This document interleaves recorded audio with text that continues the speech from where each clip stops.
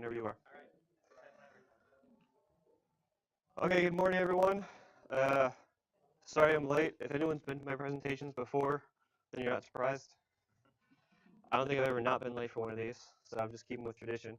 For those of you who haven't been to one of my presentations before, I'm Paul Jones. I'm one of the senior devs at Contigra, specifically on the production team. I also do all of our developer training, so a lot of you already know me through that.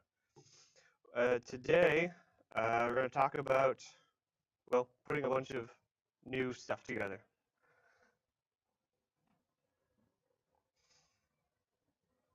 Right. So in the last 2, 3 major versions, we've seen a lot of new like concepts come out, as well as some fundamental changes to some of the existing concepts. So visitors, we've seen this new spawning animation and vessels. So a lot of developers, including myself, have had a hard time shifting to using them. They've been a struggle to understand what they're for and how they work together. We've had some like presentations and there's even like wiki pages on how they work individually and what they can do, but still we're seeing a lot of trouble with adoption. So I've gone through the struggle of figuring out how to use them and how to use them together. And so now I have the perspective that I can actually look back and see what was missing, see what I needed to hear in order to understand them. So that was what this presentation is about. It's about answering some questions that I needed answered before I could understand them. So a lot of this is, I'm going to be talking about and I needed this, and I think we should have said this and stuff like that. So it's all a lot from my perspective. So what are they for? Right? We've been told a lot of things about what they can do. We've been told things like they're very dynamic, they're very flexible, they're very powerful, they can do anything. The trouble is when you're told that they can do anything, you don't really know what they're for. And so I wanted to know, well, what are they for? Okay, they can do anything, but what are they really meant to do? Object can do anything. Snapper can do pretty much anything, but it doesn't mean I would use a snapper to like hold scheme data or something. It still has a specific use. Should I worry about updating my existing solutions? Right? Are my solutions going to be deprecated? Am I missing out on new functionality?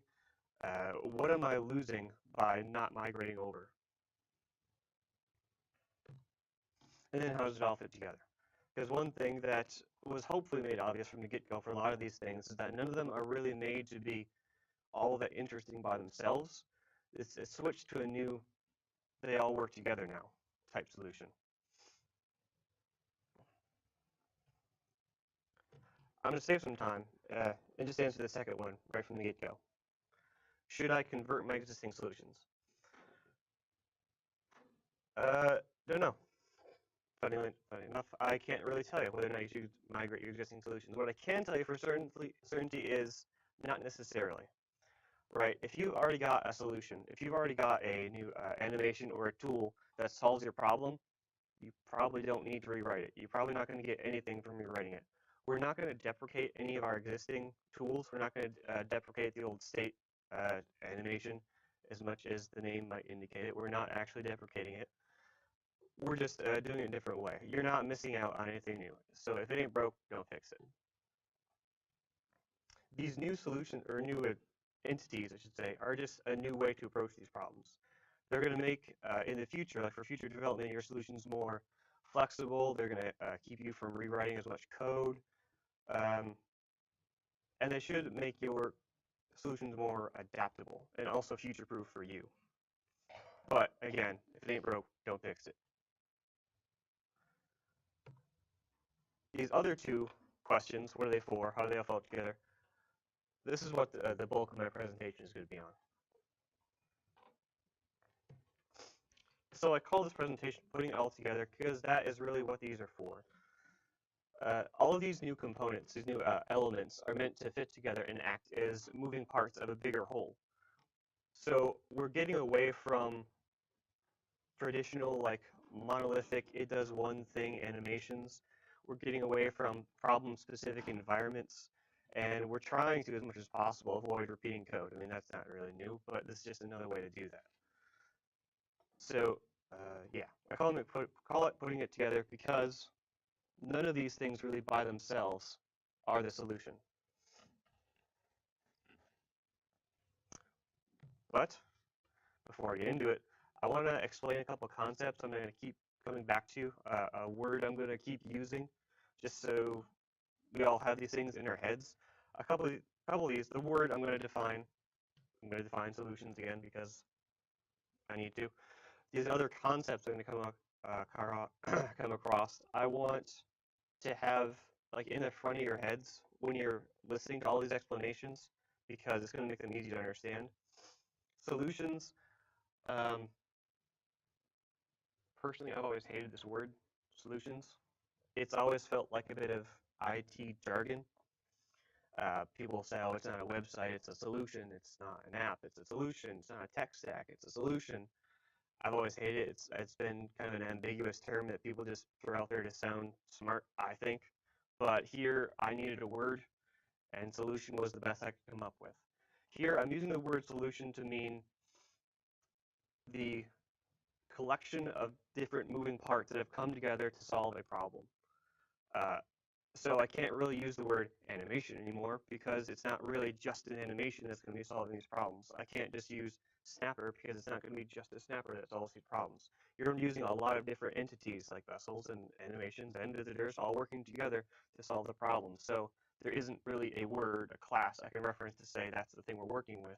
So I need something new. So for now, I'm going with solution. I hate myself a little bit, but I needed a word.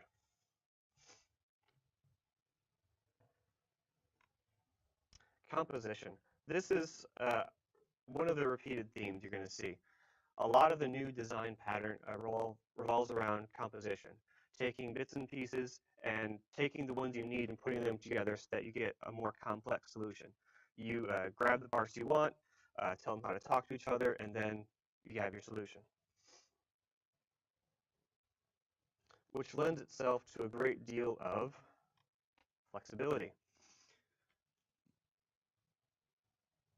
We're trying to get away from the old, like I said, monolithic animation, solve one problem uh, style solutions because, well, they don't really create a good user experience. They depend on knowing exactly what you're starting with, what states you're going to pass through into an exact outcome, and that's not very flexible. They also create a lot of problems for the developer going forward because anytime you have some unique butterfly situation that should fall into that solution, you're going to have to do a lot of extensive rewrites, possibly changing a lot of your base classes, uh, breaking old drawings, things like that. So we want solutions that are more adaptable, more flexible.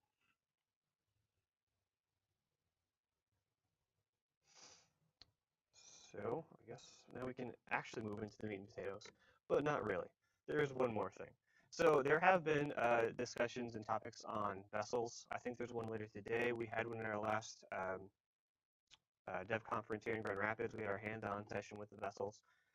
And animations, there's not really a lot to say about the changes. I will say a little bit, but not enough to get excited about, not enough for a presentation. And the same thing with visitors. I am actually going to explain a little bit of the technical details behind visitors, but that's only because they're so simple. There's so little to know. It's not really a time sink. But these are the only ones I'm going to actually like explain details on. So let's come up with a theoretical problem you need to solve. You're trying to create a special printed report. Maybe it's like a panel report or something, who knows. But this report needs a high detailed rendering of your snappers to go into it. So when it comes time to run your report, it'll go and it'll collect the graphics from the snappers, do a rendering, and add them to report. So somewhere in your code, in your solution, you're going to have something that looks along these lines. It's not going to look exactly like this, of course. I watered it down a little bit, but the concept is here. You're going to iterate through all the snappers in space. For each one, you're going to check to make sure it meets some criteria for whether or not it should be in this report. Then for each one, you call get3d, and you add it to the report. Easy enough, and it'll work. But then you have that one snapper. That's a unique butterfly. He's the one that can't go into this particular report as is. Maybe he needs to, I don't know, he needs to reset all of his materials to be just a solid gray when he goes into this report. Or maybe he wants to add a little bit of text to himself so that it's more obvious what side you're looking at, something like that. But he only needs that for this report. So suddenly this breaks down.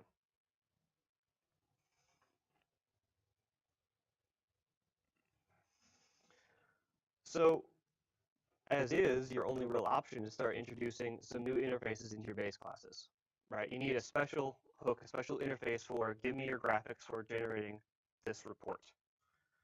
Now, once you do that, once you add it to all your base classes, your code switches from this to looking a bit more like that.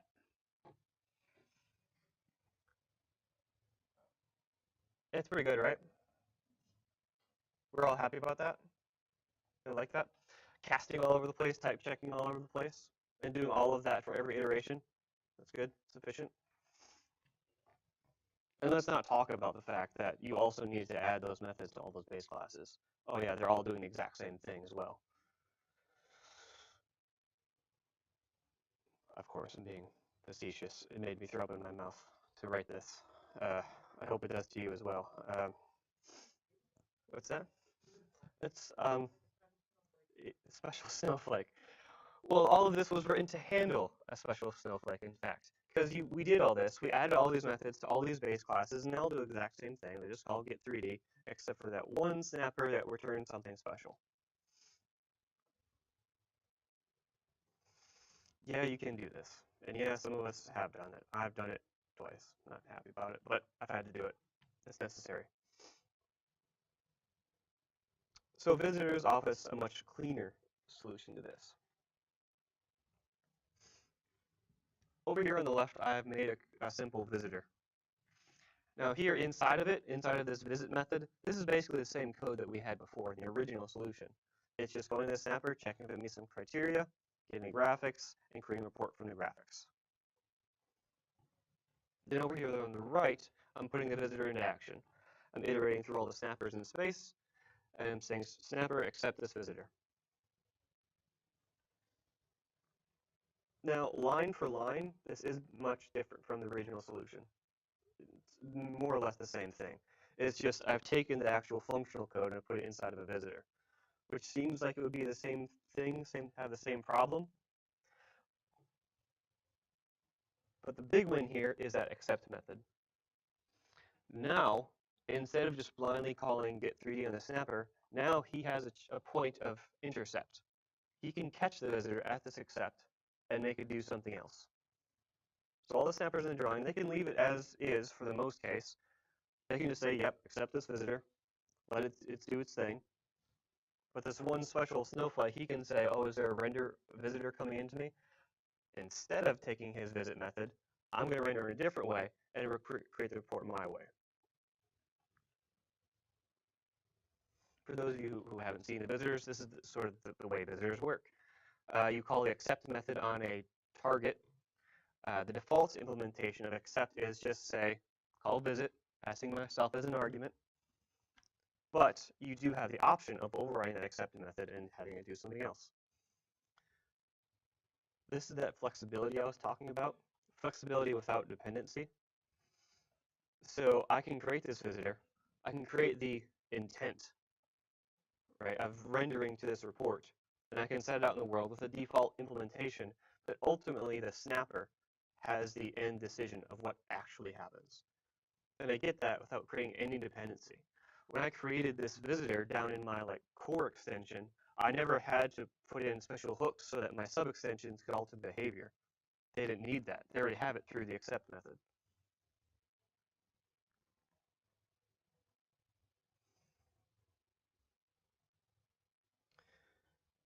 So this is one of the first examples I have of separating intention from implementation. So again, the intent, the visitor, the intent to do a render, and you have a default implementation. But really, it's just, I want to do a rendering. The snapper has the ultimate say as to how it's actually implemented.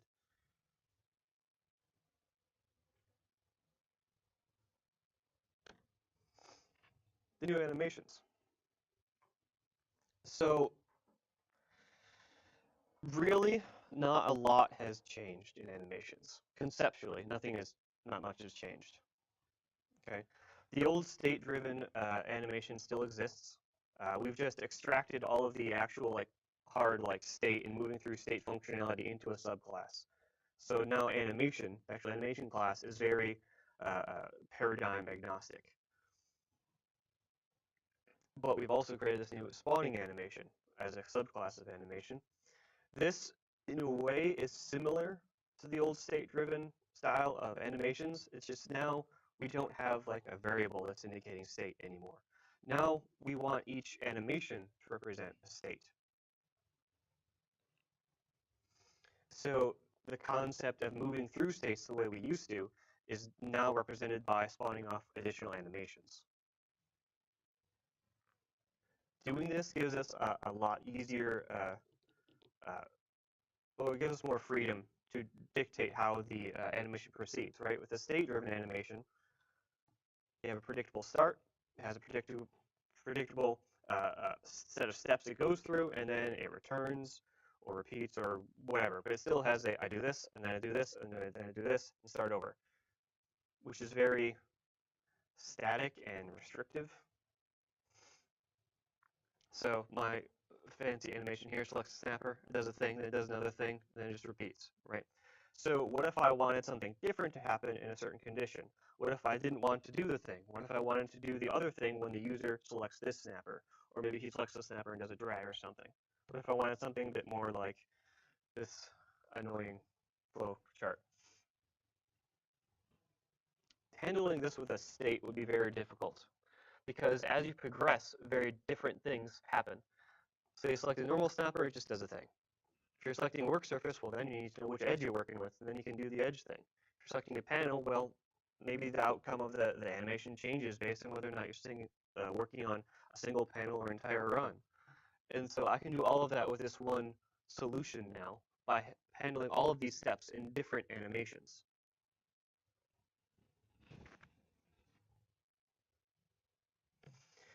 So now animations have become more modular, right? Each one of those states is now its own animation. So each animation can be focused on its task, and because it's only focused on one task, something as simple as maybe just selecting a snapper, animations also become more reusable in the future, right? Consider how many animations we have now that start by selecting a snapper. Consider how many times we've had to write the code to select a snapper. With the new breaking up in separate animations paradigm, we don't need to do that anymore, right? We just create a simple select animation. It's an animation that just knows how to select a snapper, and then we don't rewrite that again. Anytime we need a new solution that starts with selecting a snapper, we say, hey, we got an animation that does that already. We'll just use that.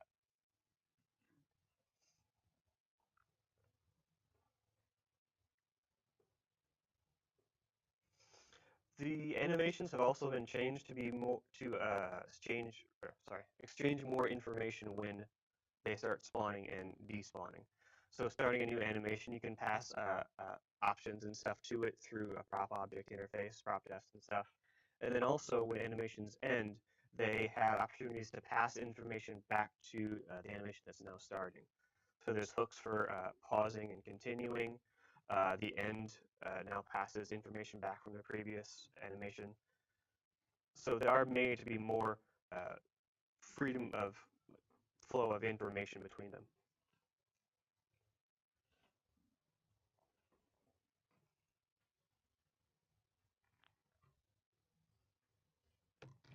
And then vessels.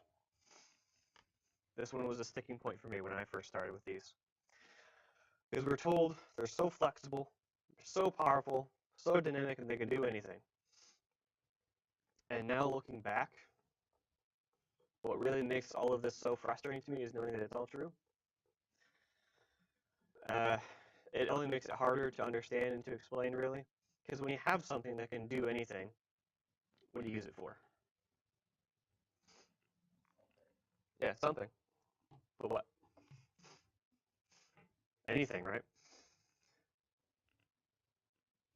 So some details that I had to pick up on and absorb and like really accept to really make sense of these guys. Vessels are a small part of a larger whole. Yeah, a vessel can do anything, but if used correctly, it shouldn't really do much. A vessel might generate some graphics or pull graphics from somewhere.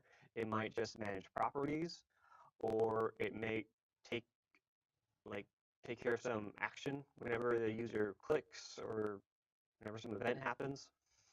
Vessels by themselves aren't that interesting, or rather, they probably shouldn't be that interesting. They take care of a very specific part of a problem. Also, because they're so small, or they're designed to be small, it's more likely they can be reused, right? So let's say you have a vessel that's just responsible for drawing a bounding box around a snapper. You can use that all over the place.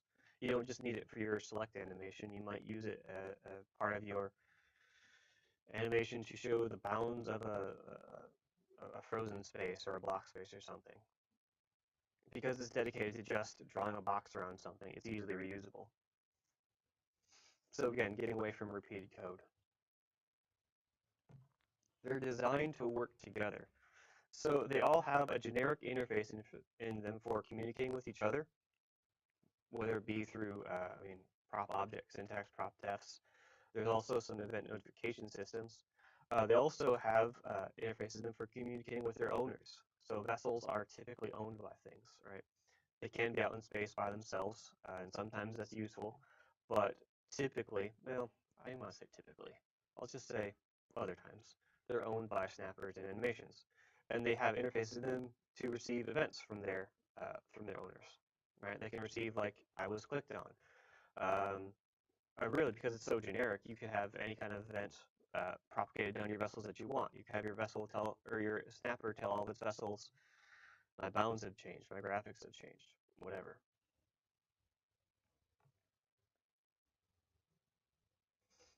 I say they're designed together. I've said two things so far. They're small, part of a larger whole, and they're designed to work together. So I've already described three vessels. A vessel that generates graphics or pulls graphics, a vessel that generates properties, a vessel that carries out some action when the user clicks or progresses through the animation, through the solution. That right there is probably enough to actually write an insert animation. Right? You've got a vessel that's in charge of just pulling graphics for a snapper. You've got a vessel in charge of showing the insert properties for that snapper, and you've got a vessel that will actually insert the snapper into the drawing when the user clicks. Right? Those three vessels are what you might use to make that kind of an animation, that kind of a solution. It's also worth pointing out that those three vessels are taking care of pretty much everything that an animation used to do. Right? We used to have all the code to like give me the graphics and update the graphics inside of the animation, the code to pull properties from a snapper in the animation, the code to actually take that snapper, insert into the drawing, and update the BSP and stuff like that in the animation. So now we're pulling all of that out and we're putting that in vessels.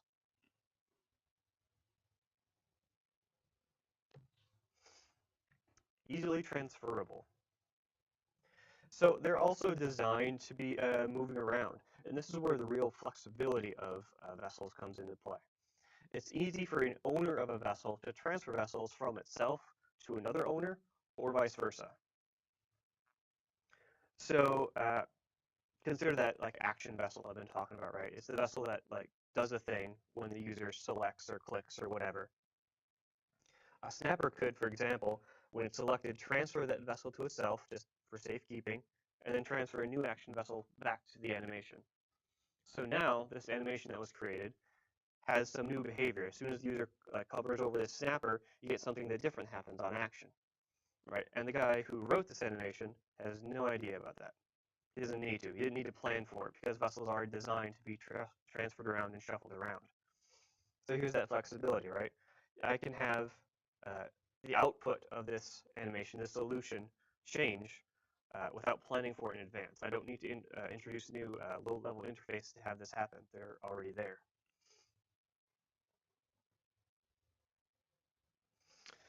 Now, I think if this is going to cooperate, and it won't, so I don't know why I said that.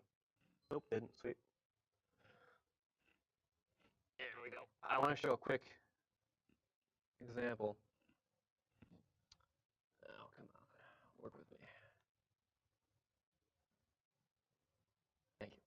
All right, so I just put some snappers in the drawing. I want to show an example of that in action. So I'm going to use this remover animation. So for those of you who haven't noticed, we've actually replaced our animation with a new vessel-driven G2 animation. So this, actually, I'll put it in split so you can see some stuff. All right. So this is being handled. There's a vessel for that little red X. When I hover over Snapper, there's a vessel being activated for his bounds and things like that. Now already you're seeing different behavior, right? Actually didn't know about that one, but what I wanted to show you was this one. So this is the chain dimension tool. But notice how when I hover over it, even though it's one snapper, I have the ability now to remove certain chunks of it. And this is happening using that transferability I was talking about. So what's happening is, as soon as the animation moves over towards this chain dimension tool, the chain dimension tool gets a notification that's been chosen. So it's going to take some of the graphic vessels. It's going to take that action vessel off the animation, store it, and then it's going to put some new graphics and a new like action vessel back onto the animation. So now the animation has become a remove segment from the chain dimension tool, right? And the animation wasn't even designed to do that. But then it goes right back to being just a normal remover animation.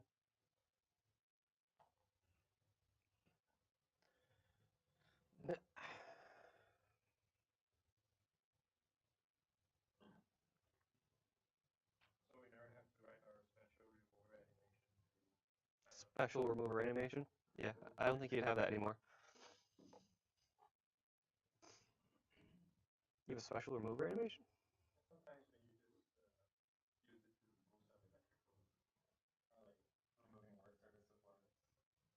Mm.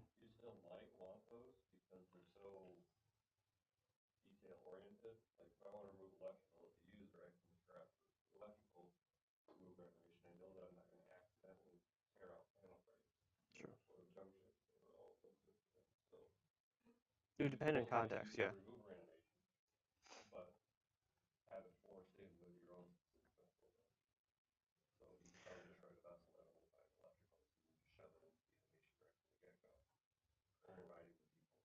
You might actually want the animation to start in like an electrical view mode as well, or something like that. But for like your supports, yeah, that would work really well for that. Okay, so I called this presentation putting it all together. So I should probably put it all together. Animations have become thin vehicles for vessels. Uh, we want to pull as much code out of the actual animation as possible. We want the vessel to take care of this because now vessels can be transferred around to other animations. They can be reused for other animations. And you can have functionality changed on the fly.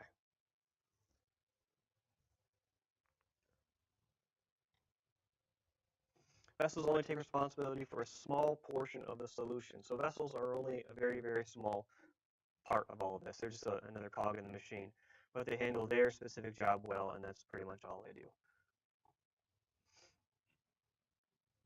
So you design solutions, whether they be animations or even snappers or whatever else you need to do. You design them by composing several vessels together. Maybe several graphics vessels, action vessels, core property vessels, a scheme vessel. I don't know, whatever you can think of. I mean, vessels can do anything. I mean, that hasn't really changed.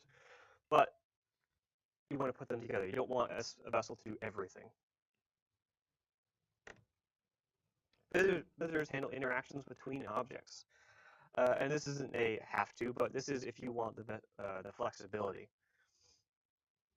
So maybe you use a visitor on an animation to initialize all your vessels, or maybe you want to go through the drawing and only highlight snappers that can receive your animation.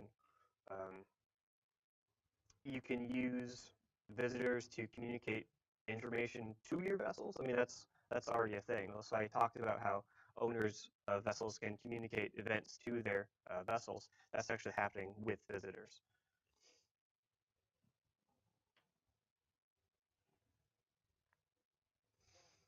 Um,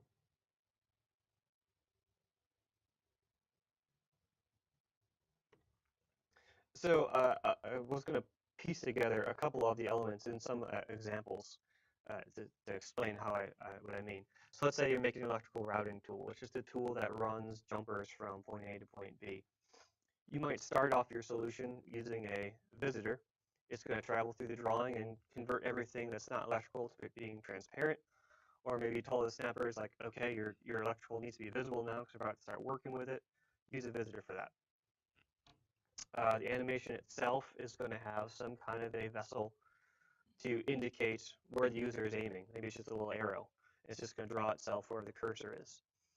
It's going to have a vessel on it that looks at a selected component and starts the tool. And actually starts the routing.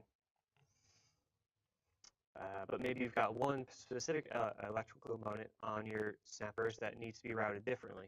So when he's hovered over, he's going to grab that vessel and put on his own, so now the routing takes place in a different way. As soon as the routing takes place, as soon as the user selects like the first node to start routing from, we spawn off a new animation that's like, all right, now it's the routing animation. And that routing animation may actually be the same as the select animation. I mean, routing is really just select where you want to go from, select where you want to go to. So you might just have a second selector animation. It just has a new vessel on it to draw the current like path. But yeah, that's how visitors, vessels, and animations all play together in that one. A tool to specify place grommets. So I was using this on one of my recent problems I was dealing with. We needed a way to add grommets to some lounge seating stuff. Now we could have just done that with options, yeah, but we wanted the user to be able to say, I want a grommet here, here, and here. So the way we did that, it starts off with the animation again. It goes through the drawing and makes everything transparent. It tells, the same visitor will tell everything that, okay, you need to generate a special vessel to represent a grommet the user can place and put it in space. In this case, it's not owned by the animation. In this case, it's in space. The animation will just go and it will pick one of those vessels. The user can just click on one of them, and each one of those vessels, because it was generated by the snapper, can already have the code in it to actually insert a grommet there. So the user just has to click on one.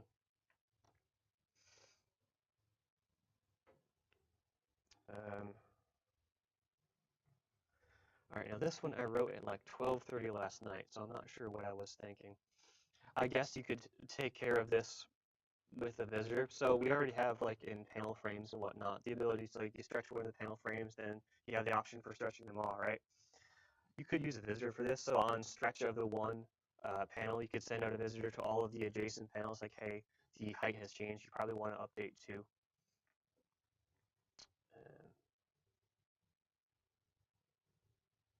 But yeah, that's basically it. That's putting it all together. Questions? Anyone?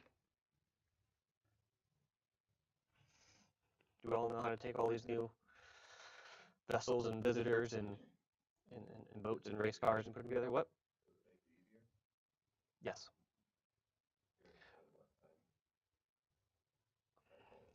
See, it's kind of funny because I have taken some time to learn them as I was going.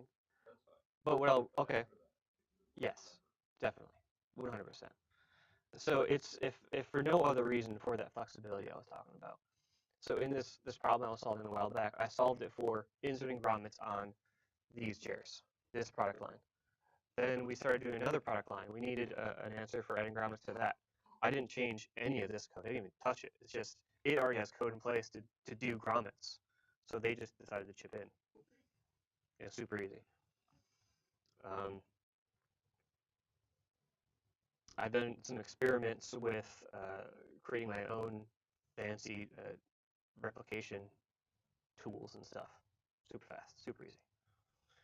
There is a learning curve because it is a very new way of thinking about problems, right? With animations, we're used to saying do this, then do this, then do this. Animation, the new ones kind of get away from that now.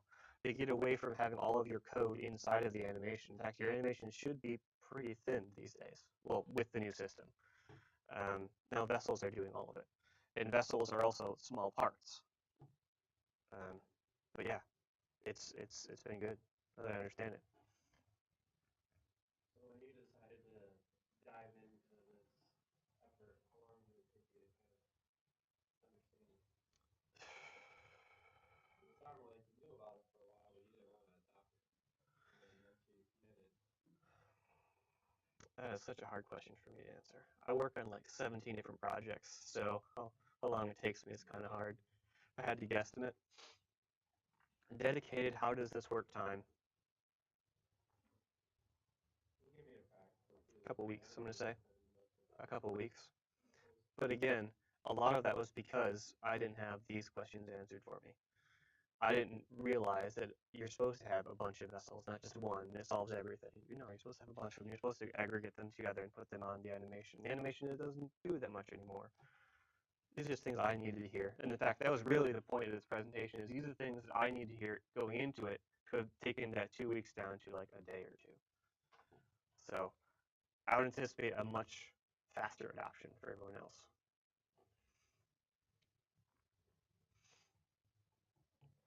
Anything else? Question? Oh, sorry. Yeah, I just want to make sure I understand. So the link between animations and the vessels is, do you need to implement the visitor behavior for the vessels to even be acknowledged, or is it No. more of a animation's already capable of just scanning those vessels and the vessels do whatever they want? So at least animations, I don't know about other core objects, but at the very least, animations already has a method on it called init vessels. It's a method just dedicated to make all of your vessels. And as soon as the vessels call out an owner, they automatically assign themselves to that owner. And that's pretty much the end of the linking. They're already on there. Vessels, I think by default, will grab things like graphics automatically. CJ, is that right?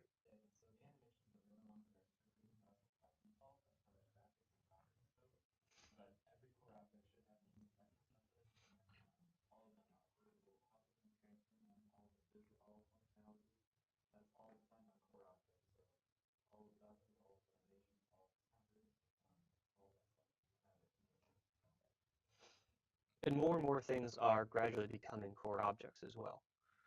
Um, The visitor thing was more about special cases that you decide not to handle the vessels, essentially. no, it's. I think of visitors as being a dynamic replacement for loops. I mean, you're still going to use a for loop at some point, but now you're not telling all of these things, do this, do this, do this, do this. You're telling all of these things, I want this to happen. That's the point of a visitor. It's that it's really just expressing an intent, but it's leaving the ultimate decision for implementation up to the targets. So a vessel might use a visitor to say to a snapper, hey, I want this type of thing to happen. Or it might say to an animation, I want this kind of thing to happen. But then that target has the option to say, no, I'm going to do it this way.